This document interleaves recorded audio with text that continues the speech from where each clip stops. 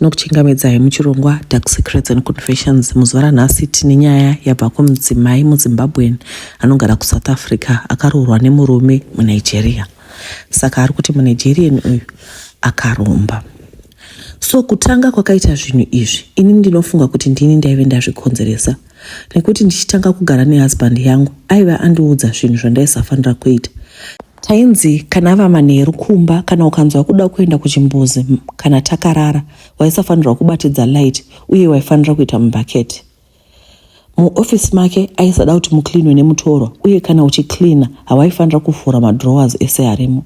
So ini ndaiti asipo aenda kuNigeria, nekuti aingoenda ega kumusha kwake ikoko, ini ndini ndaisara ndichiona zvemashops. So kumba taizorara malights ari on, especially remurumu mangu, cause ndaitotya rima. Mutoilet ndaingoenda ndoregera kuitira mubhaketi. Ini chakazoita ndiregere kuitira mubhaketi inyaya yekuti makusai ndaimuka mubhaketi musina weight. Bhaketi rinenge rakadonha, then murume wangu aingoti maybe yarasikira kucarpet. Carpet yedu yaiva iri fitted, but handina kana one day randakanzwa munhu weweight kuratidza kuti yairasika. So ndakangoudza vana vamai vangu kuti musaitira weight mubhaketi. So ndakati ndasara kumba, ipapo ndaive ndine kakunyuma kezvinhu zvaitika pambapa. Ndakati munhu wese ari kupinda nefront door. Then ndakatuma musikana kuti akline muoffice. Ndakati agwede budze pese nekuti maive mangozara mapepa nemamwe asina basa. So ndakazonzwa askrima. Patakamhanya takangomona fenda. Pakamuka aiva sagona kutaura. Nanhasi musikana yeye hataura. Murume wangu akadzoka ndikamuudza, asi hana mhinduro yakajeka yakakwana yaakandipa. Hapana kupera mazuva mangani sister yangu ikarumwa nenhunzi achienda kumusha kunofa. Tichinodzoka kunomuviga takangoti gare gore nehafu. Hanzvadzi yangu ndipo paakaona tsvina mubhaketi muofisi mahabi wangu ndokutanga kupenga kwaakaita. Chimwezve mumashopu emurume wangu munozara vanhu zvekuti vashandi havana kana nguva yekuita lunch nebhizi. Zvinova zvinotoshamisa nekuti mashopu akatikomberedza haamboiti makastoma akadai. Nawo hanzvadzi yangu ikaenda kumusha chandinoziva anosvika achifa, handizivi kuti anotevera ndeyani. Amai ndakavaonesa, asi vane mukana munotapira kunge muhotera nekuda kudya. Vanoti siyei kupuma mukasha wangu, musapuma uroi. Kuti ndidye chingwa chine jemu nemajarini paruzevha ndii. Saka panyaya yekuti hanzvadzi yangu iri kurwara, amai fambai ikoko tibatsirane. Mai vanoti aiwa hungori urwere hunopera. Nyaya iyi yakatangira papa. Regai tidzokere kumashure. Ndiri mukadzi ane makore 34. Ini mumba medu takaberekwa tiri 4. Ini nesister yangu plus 2 mabrothers edu. Ndichatsanangura kukura kwatakaita kusvika pakuzotorwa nastepmother, mukadzi aiva aroorwa nababa mushure mekunge varambana namama. Baba vangu namai vangu vakasiyana ini ndiri form 2, ende kubva ipapo ndo pakapererawo kuenda kuchikoro. Baba vangu vakabva kumusha vachiti vaenda kuHarare kwavaiva vawanirwa basa nabanguro kureva mukoma wavo. Asi mwedzi yakapindana, baba vasina kudzoka, baba vasina kutumira. Amai vakatevera kuHarare vakasvikira kwabanguro, ndipo pavakaudza kuti baba vedu havana kumbobvira vatsvagirwa basa. Asi baba vedu pavakasvika kuHarare ikoko vakati vawanirwa basa kuJoni neshamwari yavo, so ndo kwavari. Chinova chinhu chakati katyamadza, ko ari Joni aitsvakira baba aive ani, since paive pasina munhu weukama wataiziva ari kuJoni. Amai vakadzoka kumusha, tikatanga kupurwa nenhamo. Hapana chaive chakanakira chimwe. Hama dzaamai vana sekuru vaigara kumusha ndivo vaitipa chekudya. Kana vakawana dziri hembe kana bhutsu vaitipa, isusu topfekawo tichisiyirana.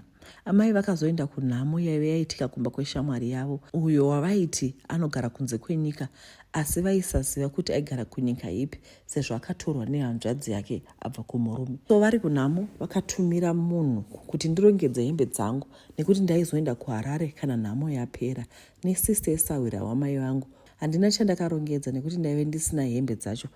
Ndaive ndine 1 ndakatopiwawo nevanhu vekuchechi. Even chero ndaida kurongedza mumba maiva musina bhegi. So after nhamo, sawira vamomo vakauya vakanditora nemota yake, aive nemurume wake pamwe nehama dzimwe dzavainge vakatakura. Ndakafara, ndaiti nhamo yevana vamai vangu yapera. Shungu dzangu ndaiti first pay ndichavatengera chikafu vombodya, kunyanya mafuta ekubikisa nekuti taive takusamaziva. Ndakaenda kuHarare ndikasvika, ndikaona vana veshamwari yamama uye ainzi ari kunze kwenyika.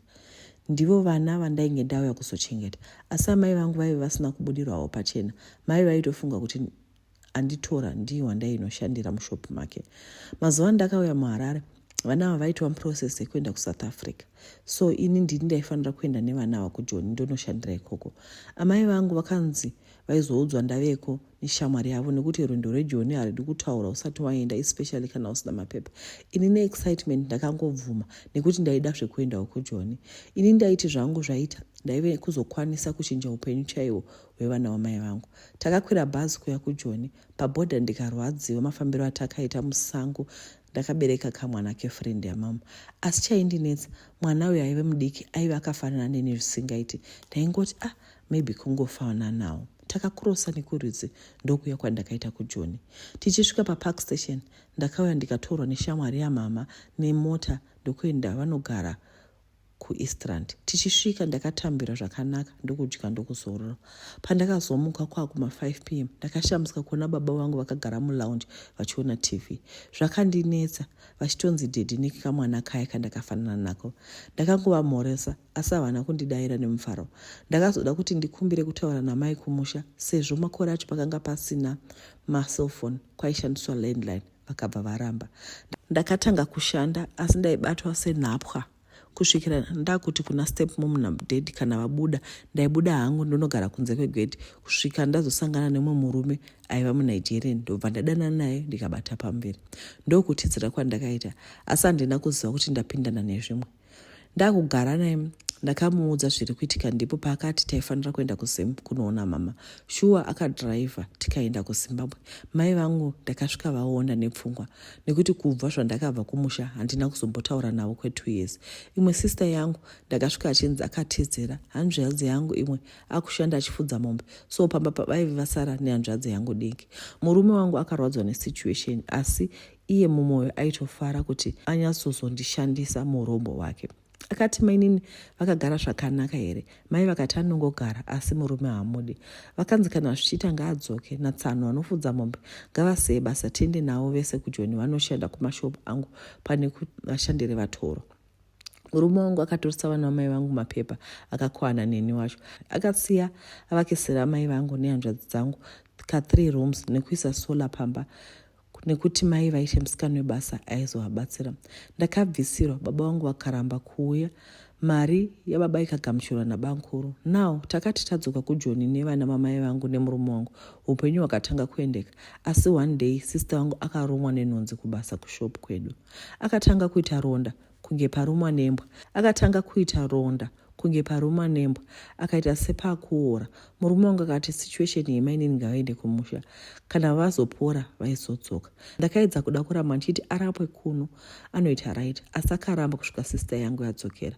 Akasvika akaita 2 weeks ndokufa. Chinondinetsa musi wafa sister yangu, murume wangu akaita emergency yekuenda kuNigeria ende haana kana kubata mai vangu maoko.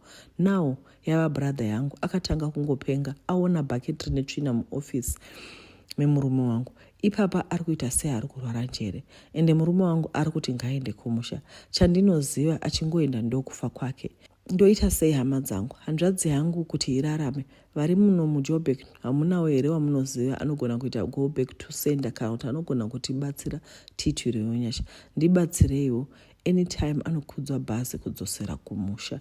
Vedwe siyaiwo macomments mumacomment section, ndichange ndichiverenga. Ndatenda.